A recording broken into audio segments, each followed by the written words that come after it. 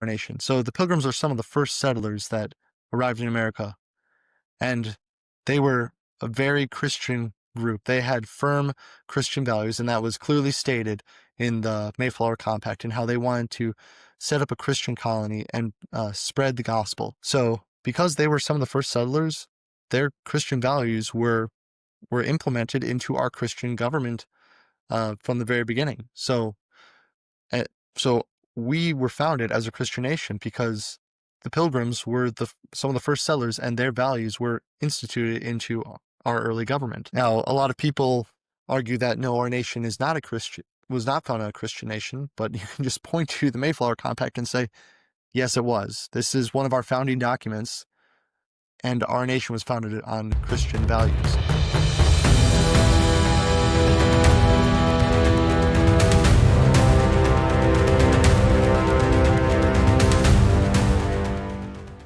Welcome back to Echoing Truth.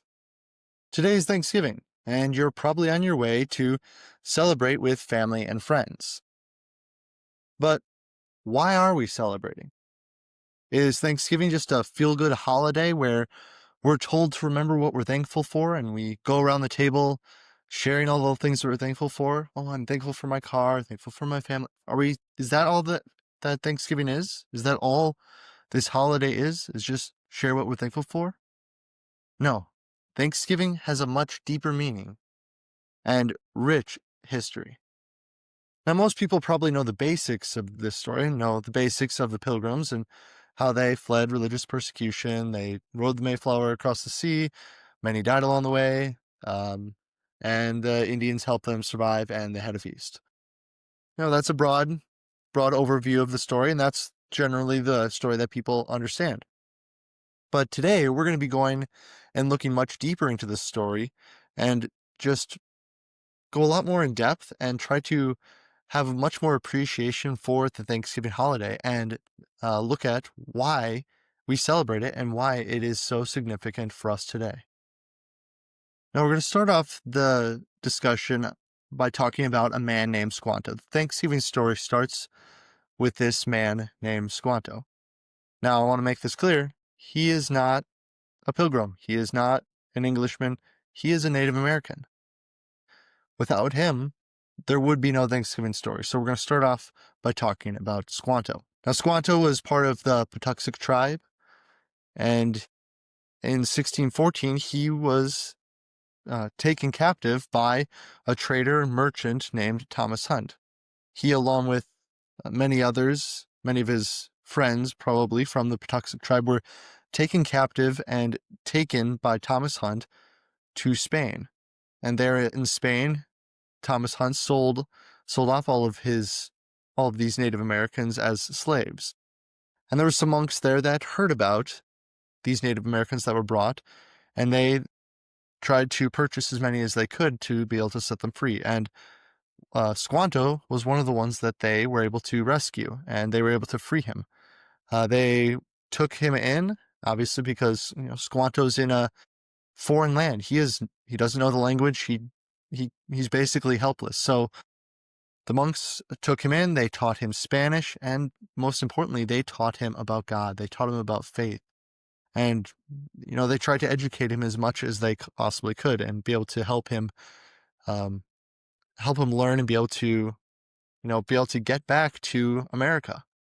So they were trying to help him with that. And along with teaching him Spanish and teaching him about God, the monks also helped him be able to find a way to England, where he was able to work for a wealthy merchant. And there in England, he learned English as well. Years later, he was able to find passage back to America. He returned to America in 1619, so 5 years later. So he spent 5 years over in Spain and England, and in 5 years, he was able to learn Spanish, and he was able to learn English, and he learned about God. So a lot of valuable education he learned in just 5 years. So, like I said, he returned to America in 1619, and he was expecting to be able to find his tribe and just, reunite with them and just have a grand reunion. But when he came back to his tribe's land, he noticed that the fields were unattended to, and he And when he went into the village, there was no one. Everyone was gone. And he later found out that his tribe had been completely wiped out by disease. So he was the only member of the Patuxent tribe left. This is a sad story for Squanto. He lost everyone he cared about. He lost everyone. And later on, we'll see that, God used this horrible situation for good. And we'll also see later on that Squanto's story is very much like Joseph's story in the Bible, where he was sold into slavery, and it just seemed like a horrible situation. His brothers sell him into slavery. He goes to Egypt. But God turned that situation into good, where Joseph, because of what his brothers did and selling him into slavery, he was able to save them and save all of Egypt and prepare them for the famine. So we'll see Squanto later and how he was, because of his slavery, was spared from dying along with the rest of his tribe and would later help the Pilgrims. And we'll talk about that a little later.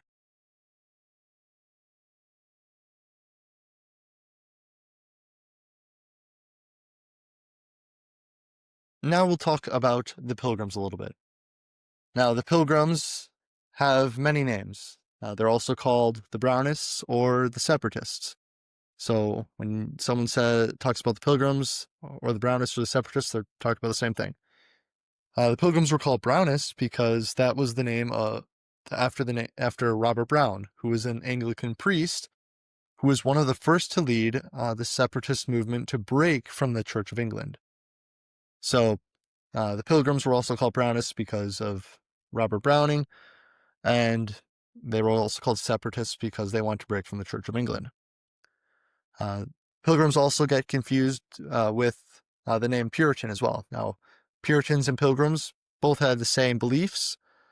Pilgrims, they wanted to break from the Church of England, and they believed that the Church of England, the Catholic Church, was unable to be reformed. It was not worth the time to try to reform it. It was just completely corrupt, and they needed to completely break from the Church of England. So that's what the Pilgrims believed, and they believed that they needed to split from the Church of England. And now there was a lot of laws against them saying that they cannot worship apart from the Church of England, and they were religiously oppressed and a lot of times imprisoned because of this. Now, on the other side, the Puritans, they did have the same beliefs as the Pilgrims, but instead of wanting to split from the church, they wanted to change the church from within. They believed that there was still hope for the Church of England.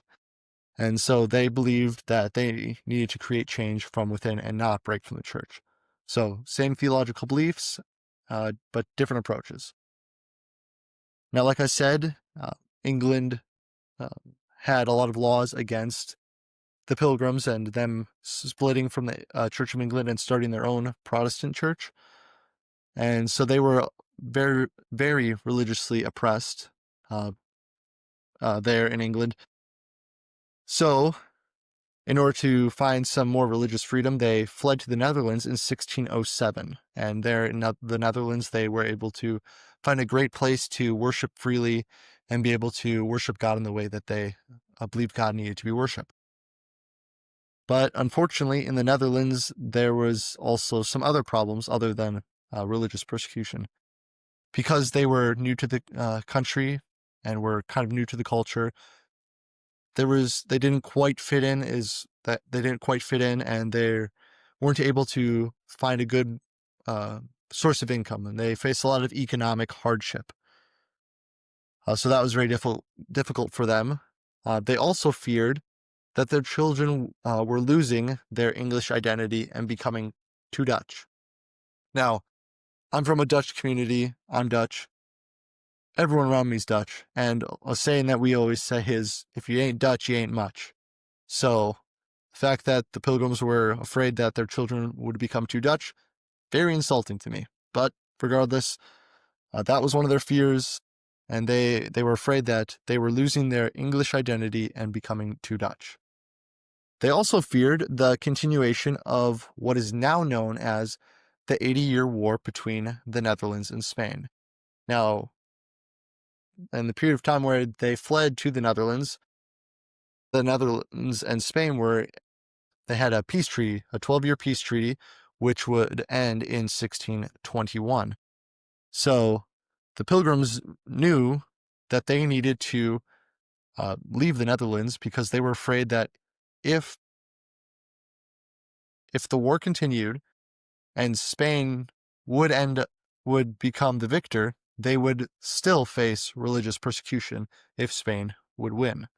Now we later know that we find out throughout history that, well, 30 some years after the treaty ended, the war ended as a whole, the 80-year war ended, and the Netherlands was able to gain their independence. So had the Pilgrims stayed, they wouldn't necessarily have faced persecution, religious persecution, but that was their concern, that the war would continue and Spain would win, and they would again face religious persecution. So that was one of their fears. So in 1620, they arranged for passage to America aboard the Mayflower and the Speedwell.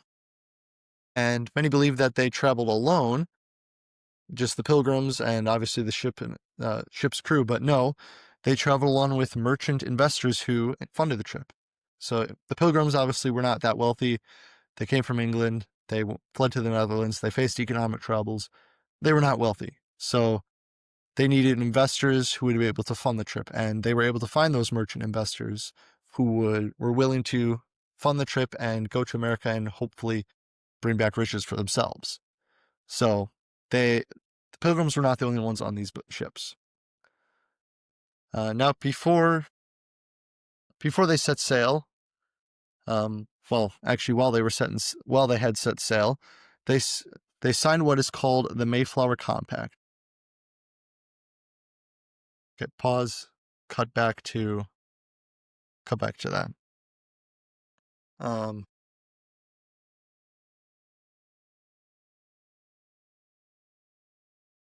Now, as they began their journey, the Speedwell began to leak and was deemed unworthy to make the trip. So they'd barely left England. They were maybe a couple days out journey away. I don't know, but they had not gone very far.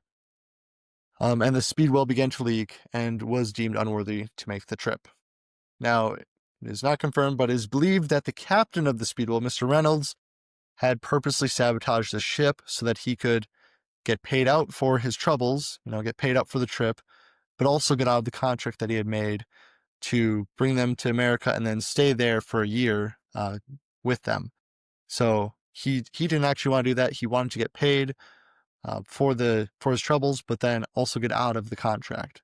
So if he just said, no, I want to turn back, I don't want to do this trip, he wouldn't have been paid out. But because it wasn't his fault, it wasn't his decision, it was the ship that had a problem, he was able to get paid and then also not go on the trip. So that's the speculation. Could be true, might not be true, but it seems very plausible. So the Speedwell turned back, and those who wanted to continue to make the trip all packed onto the Mayflower. So all the Pilgrims that were on the Speedwell packed onto the Mayflower, and they traveled for 2 months with standing room only. So that is, they're crammed in there like sardines. I'm from a big family. I grew up with 7 other siblings, and I felt crammed in my family's house. So, and they had a big house. So, but I felt like, everywhere you turn, oh, there's another person. There's another person. Imagine 2 months, you're shoulder to shoulder. You can't lay down. You can't take a nap.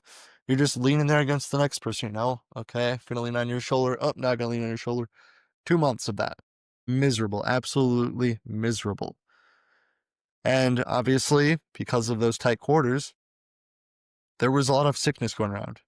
You're packed in there. It's cold. It's damp. You're getting jostled around by the waves. If sickness starts at one end of the ship, slowly moving to the other side of the ship, because you're right there, throwing up all over everyone. Just imagine the feces everywhere. You got to go to the bathroom. Where are you going to go? Like, I don't even want to imagine just how horrible it was. But the conditions that they lived in for 2 months on that ship were absolutely miserable. And obviously, because of those conditions, many of the Pilgrims died along the way. Like, a lot of them died along the way. And you're just standing there just around dead bodies. It was a very, very trying trip, and it's a miracle that any of them made it to America to begin with. Now, the Pilgrims also signed what is called the Mayflower Compact, and it basically outlines the Pilgrims' goals in settling in America. And the compact reads like this. It says, "In the name of God, amen.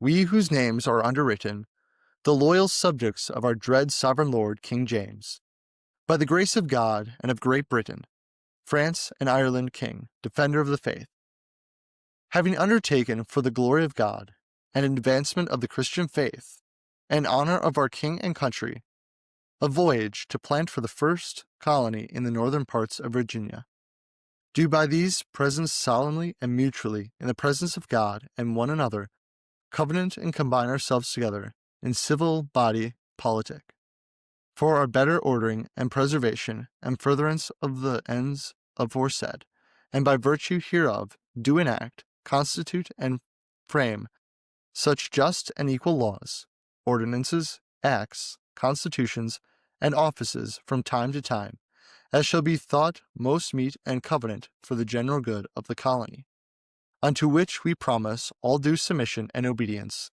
in witness whereof we have hereunto subscribed our names at Cape Cod the 11th of November, in the year of our reign of our sovereign Lord King James of England, France, and Ireland, the 18th, and of Scotland the 54th, Anno Domini 1620. So that is the compact that the Pilgrims signed, and that was their motivation and their goals for settling in this new world. And like I read there, they had planned to land in Virginia and join the colony that had been established there already in 1607, but because of storms, they were pushed 200 miles north to what we now know as Plymouth, Massachusetts. And they arrived there in November of 1620. But they did not officially arrive on shore until December, after sending a scouting party out to survey the land and make sure there was a good place to set up camp and make sure that there wasn't any dangers. And even during that month there, between November and December, there was a lot of horrible things that happened on the ship. William Bradford, many people have heard of him. He's one of the main figures of this Pilgrim story. He had gone ashore on the scouting party, and when he came back, he finds out, his wife had fallen overboard, and many believe that the trip was just too much for her, and she had just gone crazy and had literally just thrown herself overboard into the icy water. So even still, like after arriving, there were still horrible things happening. And so the Pilgrims arrived there, and they went ashore and set up camp as best they could. But this is the middle of winter. This is December. It's freezing cold, and they did not know what to expect with this. They did not expect this harsh of a winter. And during that first winter, it was a very difficult time. And half of the 100-some settlers that actually made it there, half of them died during that first winter. And children were left without parents, husbands without wives, wives without husbands. There were large families that were decimated down to a singular person, or just entire families just gone, all dying. So the first winter was very, very harsh for those first settlers. But eventually they did make it through. Some of them made it through. Half of the Pilgrims made it through that first winter and were able to survive into spring and summer. And here's where we see the stories of Squanto and the Pilgrims intersecting. We see that in March of 1621, an Indian named Samoset greeted the Pilgrims settlers in broken English. And he comes out and says, "Hello." And obviously the Pilgrims were probably shocked because, okay, Native American is coming out here and speaking our language. Well, it's broken English, but they can understand him. Now, Samoset was a member of the Wampanoag tribe, and he had learned English from traders and other English settlers that had come in the past. So he understood a little bit enough to trade and stuff, but it wasn't perfect English. So he ended up um, going and grabbing Squanto, who had now joined their tribe after his tribe, the Patuxent tribe, which is closely related to Samoset's tribe, but he had joined them. And so Samoset went and got him because Squanto spoke much better English. He had been over in England and in Spain, and he had actually learned the language. So he was much more fluent and was able to communicate better. So Squanto, he helped form a peace treaty between the Pilgrims and the Wampanoag tribe and some of the other surrounding tribes. And that peace treaty lasted for 50 years, actually, between the Pilgrims and the Wampanoag tribe. Squanto also taught the Pilgrims how to plant crops, hunt, fish, and he helped them prepare for the harsh winter ahead. Now, it wasn't just Squanto, Samoset, and some of the other Native Americans also were helping the Pilgrims as well, but they had a good relationship. The Native Americans had a good relationship with the Pilgrims. And so after the spring and summer of helping the Pilgrims, learn how to work the land and be able to prepare for winter, fall came and there was a successful harvest. The Pilgrims were able to harvest a lot of food that was necessary to survive the harsh winters. And that was all thanks to Squanto's help. And to celebrate this great harvest, the Pilgrims, along with the Wampanoag tribe, had a harvest feast. And they all enjoyed this feast together.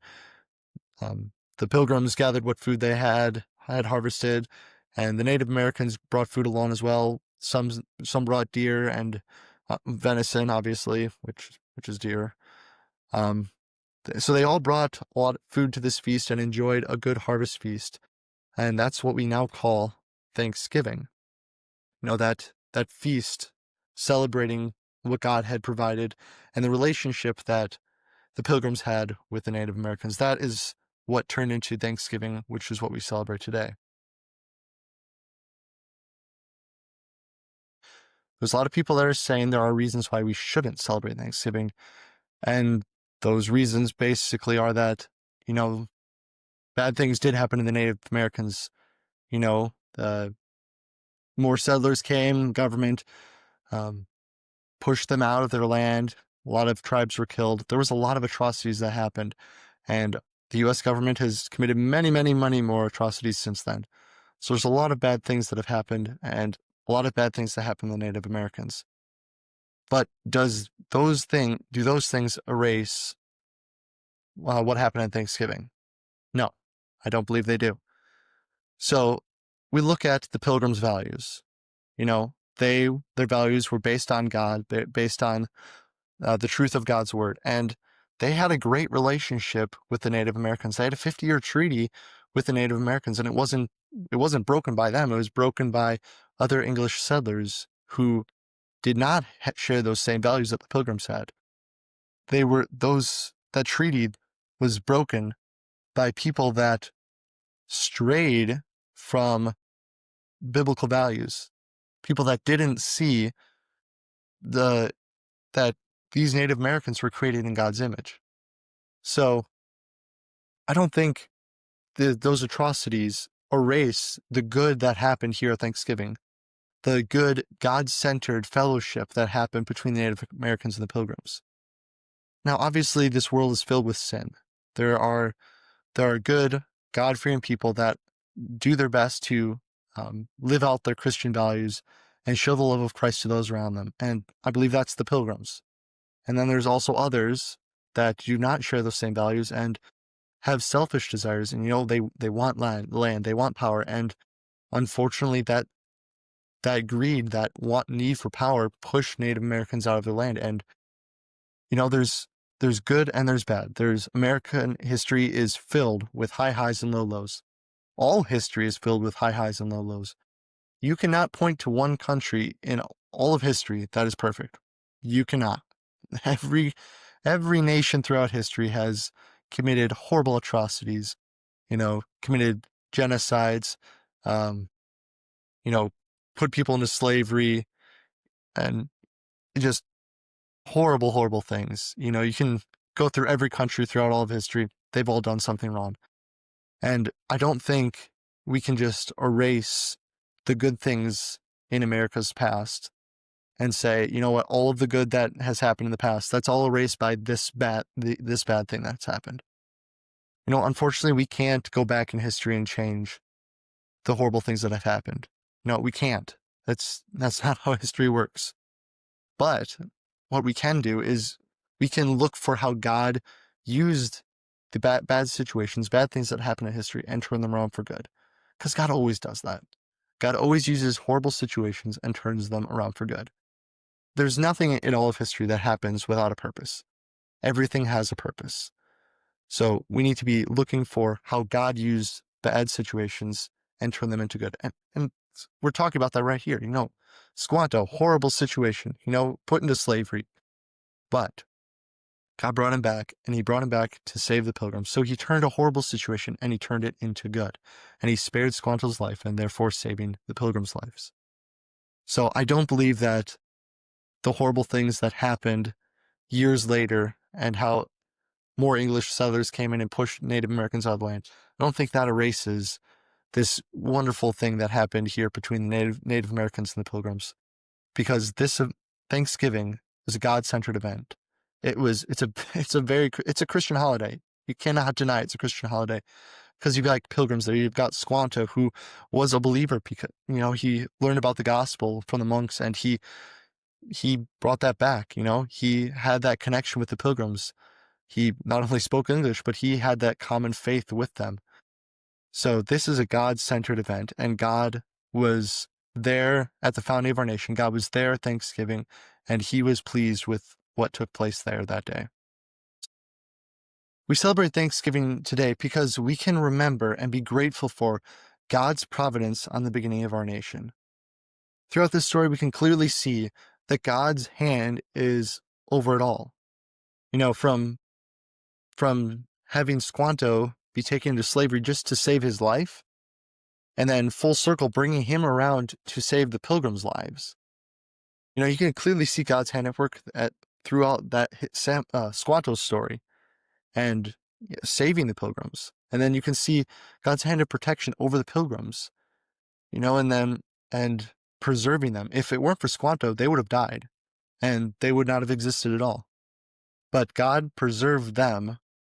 God preserved Squanto, and then through Squanto preserved the Pilgrims. So God's hand at work is clearly at work here, and he was around the founding of our nation. So the Pilgrims are some of the first settlers that arrived in America, and they were a very Christian group. They had firm Christian values, and that was clearly stated in the Mayflower Compact and how they wanted to set up a Christian colony and spread the gospel.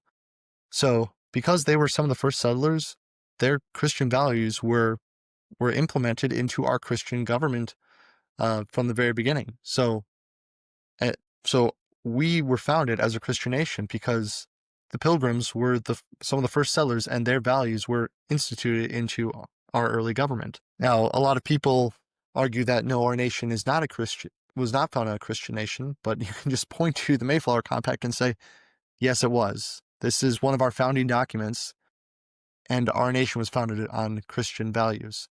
And we can see God's hand just around that in the founding of our nation there. And now I talk a lot about the founding of our nation and Christianity and government, and how Christians want Christian values in government in one of my earlier episodes, Christian nationalism. And, it's a good thing that Christians want their values in government. Why is it wrong to want my values in government? Muslims want their values in government. Hindus want their values. It's just the same as everyone else. Why can't a Christian want their values in government? Why can't we go back to our roots? A lot of people, like I said, a lot of people argue that our nation wasn't founded on Christian values, but it was. And we can look at this story and see that it was indeed founded on Christian values, and God was around it all. It was around the founding of our nation. And, our nation is not where it once was. And yet people are abandoning God, and they're just turning their back on our Christian roots. And the only hope for our country is if we return to the faith that the Pilgrims had. If we return to the faith that the Pilgrims had, where they trusted God to bring them to this new world. There was a lot of hardships that they faced, a lot of death that they faced, a harsh winter, but they trusted God throughout it all. And God brought Squanto to them to save them and preserve them. So we need to return to that same faith that the Pilgrims had. And they came here to this new world, to the new world, with a mission. They came with a mission to live for and to spread the gospel. And like I said, that's clear with the Mayflower Complex. Their goals are clearly stated there, that they wanted to live for the gospel and spread the gospel. And we need to have that same mission in our country today, right now. We as Christians, we can't just sit idly by and say, you know what? No, God's got it. I can just sit back and just watch, I don't have to do anything. No, we're God's tools. God uses us as tools to spread the gospel, to make change. So we need to get up and live for the gospel and spread the gospel. So, like I said, we were founded as a Christian nation, and we need to remember that. We need to remember what the Pilgrims went through to bring Christianity to America, to build our nation on Christian values. And those are some of the things that we need to be thankful for. We need to be thankful for our Christian heritage, the Christian foundation that our nation was founded on. And we should be grateful for the blessings that God has given us individually as well. We as individuals, we have freedom. We have freedom to worship God freely. We have, well, it's dwindling, but we do have freedom.